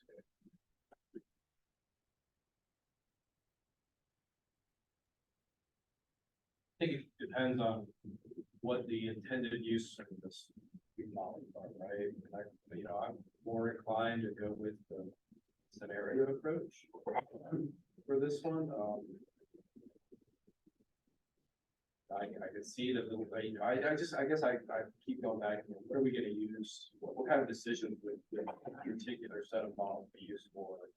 And I think since you made the point, like we're not going to draw a floodplain out based on this kind of analysis. So for me, this seems to be like it's an input. It's going to be a building block for that compound flooding model, and those ones are going to be using joint probability analysis. Hopefully, probably, in which case the former climate scenario approach would be. I think that should better with that end goal. Yeah, in my mind, but. Yeah, it's ready to go off the shelf. I mean, your point about the near term when when they forecast, the 3 inches of rain, what does that look like? I don't know if this would actually be good enough for us to do that to answer that question. Correct.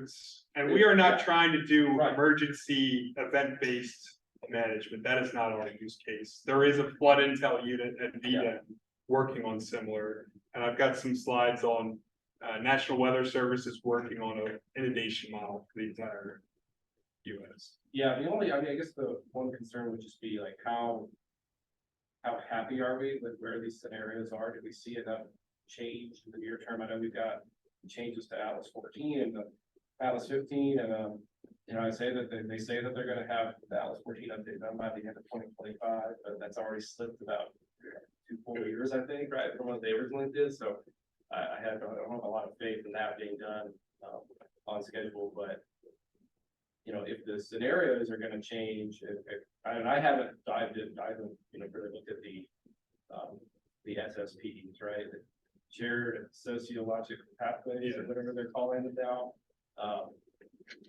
So I don't know how different those are from the RCPs. So if the scenarios are gonna be radically changing change over the next 5 years, then maybe the interval approach has a little bit more validity to it, but I don't know where those, I don't know if you guys have the concept of where those, so where we're going.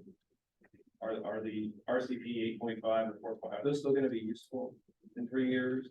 Or is the climate projection field gonna be using something that's significantly different that would suggest that we don't approach it for the. I don't it really matter because we have the models done, we can go back in and. We can, and just take a procedural break real quick. We have 20 minutes left in the meeting. Leaving 20 minutes for public comment. Is there anybody in the public that wishes to make a comment? No, and I've already pulled the online. And nobody online? Is the chair okay with using the remaining 20 minutes for discussion? We still have another discussion topic. Move your yes. So how about 5 more minutes on this? I don't know the answer to that. But I'll make a pitch, even though it means rework for us on the interval-based one, if you're okay with that. Your preference is for interval based. Yeah, I'll give you a technical reason why you might consider it. So I'm gonna try not to editorialize too much, but I'll go a little bit. So one of the longstanding issues for me with Atlas 14 is a sense of over precision, right? So like, what was that, 4.16 or something? That's a pretty precise rainfall measurement anywhere. And so 4.16 is what you end up with. Okay, so that's what we did. And so when you look at the models, you can see, oh, I got a 3.29, 4.16, and 5.73. It's like, okay. And where'd that number come from? Well, it came from Atlas 14's median value at this location from this version of Atlas 14. And okay, sure. But it, as Matt mentioned, Atlas 14 always gives you a 90% confidence interval. So the 4.16 is in the middle between 3.79 and 5.12. And so having a 4, 4.25, 4.5, or 5, you can find where that is for Atlas 14 today. And tomorrow when Atlas 15 comes out, you can say, okay, I already have that event. I'm just going to say event number 43 was our 100-year model. Now it's event number 46, something like that. So it removes this false sense of precision and gives you something that you can look for. And for engineers, engineers are going to go look on the Atlas 14 website. And if you give them a number, they can go right to that table, look at the range and tell you, all right, it's a 10-year storm. So even though we had, and I think as a community, we like to do statistical based frequency analysis, but it's cheap to run models. And before it took a long time, and if you're being more self-designer, you have to do very specific simulation to get you a deterministic result. But we can run a bunch of scenarios. And I think if you do equal intervals, then you have the freedom to update your frequencies later. And you may end up with a better range of events because the frequencies might be weird. Like we got half an inch until here, and then there's a 2-inch gap, and then we've got a value. And so, as I said, it's a change in the way we're doing things, but I do think that it gives a better shelf life to the thing and doesn't convey an inappropriate sense of precision. It's 4.16, 4.25.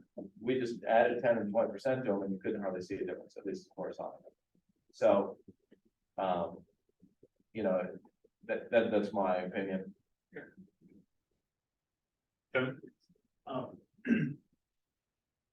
The climate scenarios approach, at the end of the day, we're taking the median value and we're acknowledging that we know that working in the machinery development, and they could evolve and there are decisions yet to be made.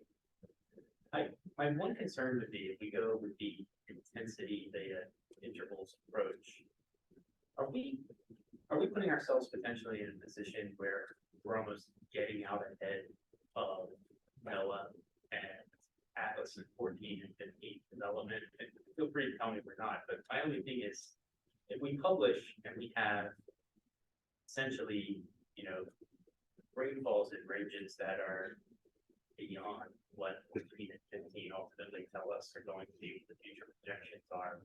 We've essentially already kind of gone on the record saying that, you know, we acknowledge that this might be occurring.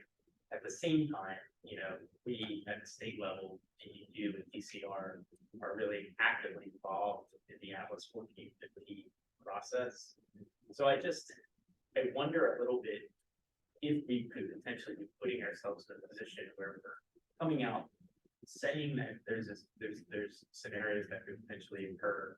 Atlas 1415, they say they're not. We then potentially are inconsistent with what other states would be doing. I just don't know. That would be just kind of the one concern. It'd be actually helpful for you guys' thoughts on that. Yeah, so I think the only way that happens is if we go over their scale, meaning we do things that are beyond what they list. And so that could happen at the 500-year frequency, right? But I think, yes, I think that the recommendation that, well, the subtle recommendation you're making makes sense to me. Like, don't go beyond the range of what Atlas 14 is doing. I think by going to interval-based approach, you're actually using it in a way that might make Atlas 14 people happier, which is like, we're understanding that there's an interval and you're saying this 5-year could be anywhere in this range. It doesn't have to be exactly this number right here. And so I think from that standpoint, you're actually using the product in a more wholesale way than just pull that same number. So I guess follow-up question, the 7.63, is that the median 500-year or is that the 90? So it's the 90%. So there is a number on that chart, if you look at the presentation atlas, right? It would actually be higher than that. Yes. Yeah. So if we go to the use that to define the intervals, then we're still within the set of overall the numbers that they're already putting out. Yeah. And that's where all these proposed interval ranges are just rounding up from where the maximum median value at 8.5 future was. But whatever that, so if that's the 500, we haven't said, well, how do you pick, right? Are you gonna round up, round down, anything like that? That's still, that crosswalk, recommendations for crosswalking back to Atlas 14, we still have to make on how to do it, to guide people through that question, which model run results will I use? Or maybe I do just need to rerun the model, and there's some guidance in the user's guide on how you can rerun the model for specific storm events. In fact, I don't think you would have to change any of the way the product is stamped or delivered. What you would have to change is a line that says that each one of these frequency-based events, 2, 5, 10, instead of saying, all right, the median Atlas 14, you would say, or within the 90% confidence limit of the Atlas 14 value. And now you provide a little bit of understanding that there's some uncertainty inherent in it. And it's totally within that frequency base that Atlas 14 reports. And when Atlas 15 comes out, you just change whatever you need based on those bits. If I may, Jess has been waiting very patiently. Okay, Jess, and then we'll gotta move on. Go ahead, Jess. Hey, so not a climate scientist, but a national climate assessment author, so play in the same spaces. I'm hearing you on the precision issue, and I want to raise the issue that this is exactly why when you even go back to the Marissa guidance, they say do not pull the median, pull representative intervals around the median, run it, see if it makes any difference to the decision that you're making. That pretty much is the guidance. Certainly the issue of the new SSPs is something that actually came up in the National Climate Assessment, which according to the email that we have today is still on track for release in October or early November. It's in final clearance process now. So NCA 5 is not going to provide a lot of guidance on that. But the folks who do work with this data are extremely approachable and are not going to charge us to have a consultation on this. If we need to have someone who is physically in state for reasons of the TAC, I recommend Celso Ferreira, who does a lot of this modeling for urban stormwater. He's affiliated with the Marissa. Or NOAA NCEI has been very, very willing to consult with states on this. Ken Kunkel is in the middle of the Atlas 14, Atlas 15 process. well aware with some of these issues, and he's also working pretty intensely with other states who are wrestling with the same issue. What I like about the climate scenario approach is that it puts some bounds on what we are, reasonably likely to see. It doesn't give a decision maker an option to say, I'm going to blow off this intensity level because we're never going to see that. Having been somewhere in a state where, oh yeah, we saw that and some more, we'd kind of want to have situations where we're putting those bounds. But the interval approach is also valuable information depending on the decision, trying to identify where a critical threshold or a tipping point is, ecologically in particular. So I think that, reaching out on this issue, especially if the decision needs to be made within a month, to either of those two individuals would be my recommendation. Thank you, Jess. Could you send us the NOAA contact? I've got them. You got It'll it? be in the minutes. Perfect. Thank you very much. All right. And Wheeler, I can send you emails when I'm back in the office tomorrow. Great, thank you. We'll put them in the minutes. All right, 9 minutes. FEMA luvial data. Our maps are getting updated. They're still relatively old, especially as we go out west. Updated maps doesn't mean updated data. Here's some of the old data. There's a lot of gray. That means we didn't really map those areas that are on the NHT flow line. Where we do have 1D maps, a lot of it's pre-1980, some 1980 to 2000. A lot of old data. We've got some new data in the green. That's great. Here's where they're working on data. So the green is going to be getting that data soon. Yellow in the works. So all south side in the works. Working on Southwest, then Shenandoah, then coming back to Hampton Roads. FEMA updates are a long process. 5, 6, 7 years to get this whole detailed study up. At the same time, there are new data sets planning on coming out. So National Weather Service flood inundation model, 2026, 100% coverage, 2025, most of the coverage. That doesn't make any of our schedules. That data won't be available for the coastal plan or the statewide plan. Federal government has a CISA, climate informed decision-making data recommendation. They don't have the data yet, but should be producing it. So FEMA's working on data, National Weather Service, climate informed.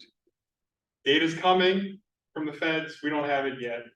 What we do have, areas in blue, we have HEC-RAS models, multi-frequency fluvial data. We still have gaps in the coastal zone and the rest of the state. Should we consider third-party vendor data? Do you have a question? No, it's okay. So that's my question. Should we consider third-party vendor data as a stopgap between what we have now readily available versus what's projected to become and be publicly available? How do we close that gap in the interim? Do we develop the data? Do we lease the data through third-party vendors? Some of the third-party vendors are offering combined flood models. Most of them with their off-the-shelf products are coarser resolution, 10 meter versus our 2 meter or 10-foot grid. But they do have multiple return periods, multiple climate scenarios. Some of them you can add into the impacts and risk scoring. Not saying agree with all the risk scoring methodology, but some of those are options. You can lease and license the data. So we don't have to pay to produce everything. We can pay to access the data for a couple years, 1 year, 2 year, 3 years. Hopefully federal data is coming out future. A lot of this, some of this is ready to go off the shelf, available in the order of months as far as data. So that was a quick. We don't have a lot of fluvial data. We need to include all major flood hazard sources. That is fluvial data. The current plan is to include what we have available, but we will have gaps where we won't be able to include all of the data. I mean, we have FEMA maps everywhere. That gives us the 100-year floodplain. It's not elevation based in the approximate A zones everywhere.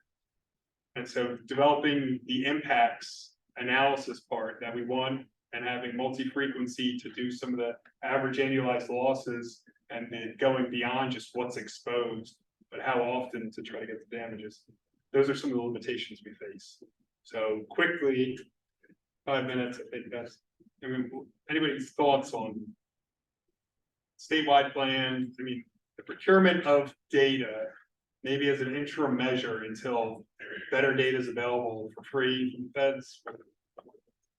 Any thoughts or inputs on third-party vendor data on flood hazards? Is it possible to get, some, at least metadata on what the QAQC validations have been? Some vendors, yes, some vendors, no. Vendors that you can't get it, I think the answer is easy, no. Okay. Need some quality assurance. Yes. Yeah, and Yeah, Mark, Jess. this has been a pretty recent issue that's kind of quietly blowing up a little bit in the climate world. I've heard a rumor, and I'm happy to follow up on it, that Art Gaetano with the Northeast Regional Climate Center is starting to take a look at some of these third-party products. Certainly some within the field have raised some issues with those, even some of these products where some QA/QC has been available. So I think stay tuned on that and proceed with caution would be my advice at this point. There will be uncertainty. It won't be the best solution, but is it a good step based on where we're at now, what we have? Question for investment to look at other options.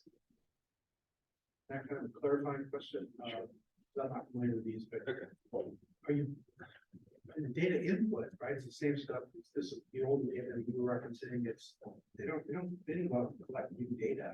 Correct. I presume, so what you're buying are the products that they're. Yes. What they're doing with that data, that's what you're interested in? That's correct. Evan? I'm not familiar with the data either, but my only question is simple: is there a cost associated Oh, with it? yes. And There is a cost. Are you offering us money that we could potentially use elsewhere? Well, or- I'm asking, is that something the state should consider investing in? It's either we just use what's available. Do we invest in data development on our own? So we're doing the data development on the pluvial side, and we will have those pluvial models. So those models themselves add value, but it's more expensive to do it that way. Or do we lease data that somebody else has produced to use their end product, so we're more informed than we would be otherwise? And maybe for cheaper, so that's kind of. So are you suggesting with an RFP out to look at alternatives and their choices? Is that the suggestion? I'm suggesting we discuss if that is a potential pathway forward. And whether people are comfortable with the current data we have now to use that. Or if we aren't happy with making decisions with the data we have, what data do we get? Do we invest in creating the own data ourselves? Do we buy somebody else's? Do we partner? What's the comfort level with the available data? And do we need to, that's the first, do we need to do something different? And then if we go down that pathway of something different, well, then we're looking at probably more expensive to develop our own. So looking at like Texas, spending $50 million on base level engineering studies across the state that's taking multiple years to develop. They've purchased third-party vendor data to provide kind of a stopgap in between so that they have data now that they can work with while still wanting to develop the better data long-term, which then FEMA can use to update their maps in the future. What do you think the time window is that we've got to make that decision? I'm thinking more towards the statewide plan, but still, like, we're 6 months would be pushing it. Yeah, well, you're missing a lot in the coastal zone. Yes. So, Jess, how long are we supposed to stay tuned until you dig into this deeper? I can do a little bit more research on that this week and find out where we are. I think what makes me a little bit nervous about saying, let's just go the third party route. And if it's, if there's issues we find with it later, fine. Are there any legal risks if we start talking about decisions that are made on that data? if issues are later identified with that data. I'm not a lawyer. I don't have that answer to that question, but it's a space that makes me a little bit worried once we start talking about potentially saying, all right, let's get a project off of this so that we're not sitting here waiting for Atlas 15. Barry Carson has a comment. Okay. Barry Carson? Oh, are the third-party vendors selling data that we could confirm will be used or is being used in some of the incoming free data? Thinking about some of the new, the mapping updates from FEMA, for example. FEMA, I believe FEMA's used third-party vendor data for risk rating 2.0, but that is still a black box as to the data itself. But they will not, my understanding is they do not use the third-party data for their updated detailed flood analysis studies. They do that whole process through their contractors. And Mary Carson, correct me if I'm wrong, that third-party data black box issue is one of the reasons that states are now taking legal action on risk rating 2.0. Is that correct? Yeah, I am absolutely not suggesting we use risk rating 2.0 data. Let the record show, please. No, I think no, but I think it's illustrative of the problem though, is this vulnerability with third-party data. Yeah, of a potential problem. I think it would be really good to hear from the Texas team to know what kind of prioritization they used in soliciting third-party data, selection process, et cetera. Because I do share some of Jessica's concerns. But I really don't know what the marketplace looks like specifically. So it'd be good to hear from the Texas crowd. I think find out what the marketplace looks like. Yes, I think so. Not a procurement expert, but you could put feelers out. Yes, I'm really intrigued in that. yeah, I think it's worth noting, at DEQ, we've been, recently, doing a lot of contracting with state universities, and the procurement process is a lot easier. It's a simple interagency requisition. It can take days instead of months, and costs can tend to be lower. We've gotten really high quality products from working with Virginia Tech and other state universities as well. I actually have points of contact for all of the engineering departments in all of the different state universities that could benefit from an interagency requisition. Just for what it's worth, we've also found it's a really good way to basically fund student research positions. So it might be something to consider. I don't know the data well enough to know if it can be recreated. I don't know if this is something that they could do to fill a hole. I'm not sure, but it needs, I think it should be part of the conversation. No, that's Robert, I served on this committee and also that he could maybe give some insight to that. Absolutely. Yeah, I'm actually managing a few projects right now with Virginia Tech, and they've all gone really well. So yes, and I think we can.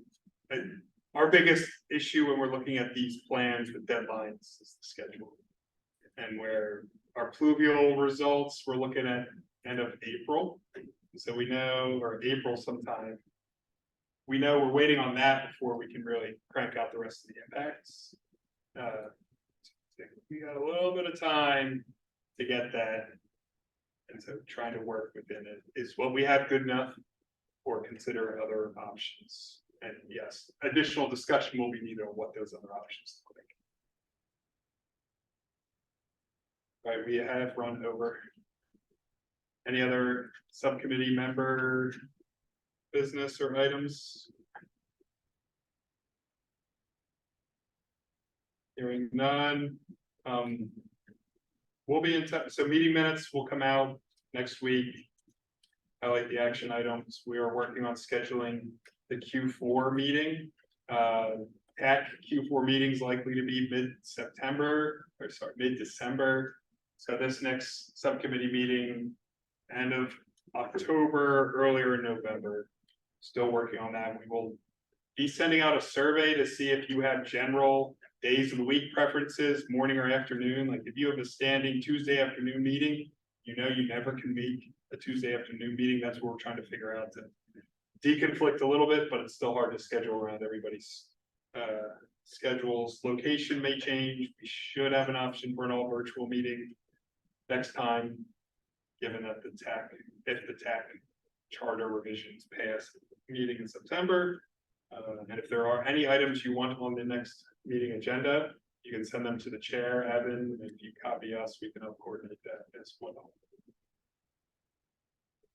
We addressed public comment.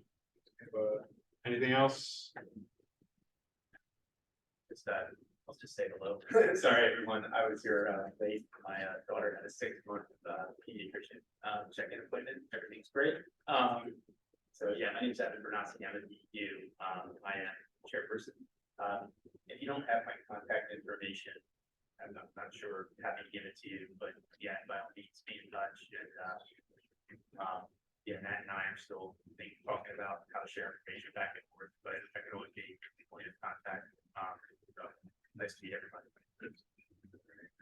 With that, can we get a motion to adjourn? So moved. Second. Second. All in favor?